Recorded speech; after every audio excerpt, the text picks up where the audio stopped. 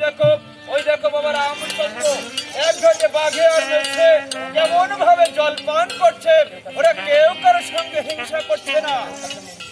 ওরা কেউ কারোর সঙ্গে হিংসা করছে না কেন? এই গৌতম মুনির ভয়ে ওরা কেউ কারোর সঙ্গে হিংসা করছে না। গুরুদেব, ওই বকুলদের ভিতরে কাঞ্চন প্রতিবার নয়, নরমাল করছে কি?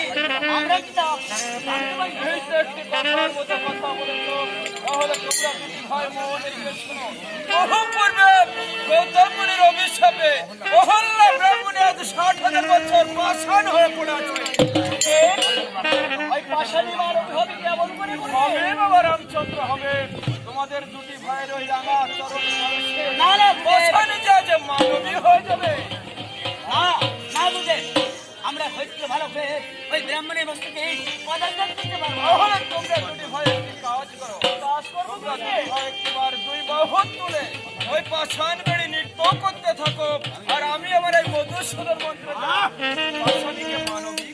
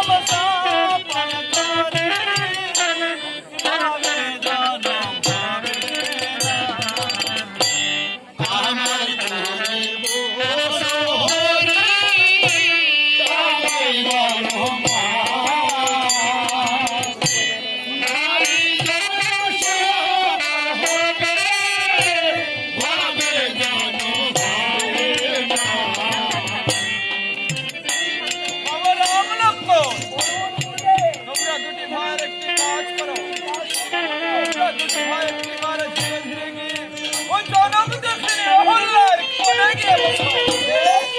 আমরা তাই করছি গুরুদেব, আমরা তাই করছি।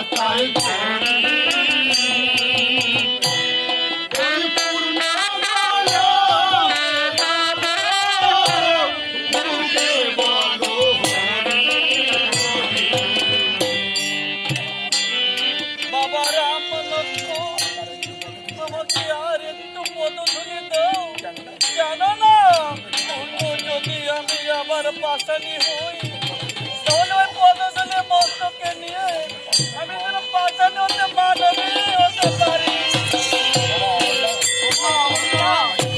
তোমাকে আর পাশানি হতে হবে না, হবে না মা। চলো মা, তোমাকে আমরা ওই গৌতমপুরীর কাছে রেখে আসি। হ্যাঁ তাই চলো বাবা রাম লক্ষ্মণ, অহল্যাকে আমরা এখন ওই গৌতমপুরীর কাছে রেখে আসি।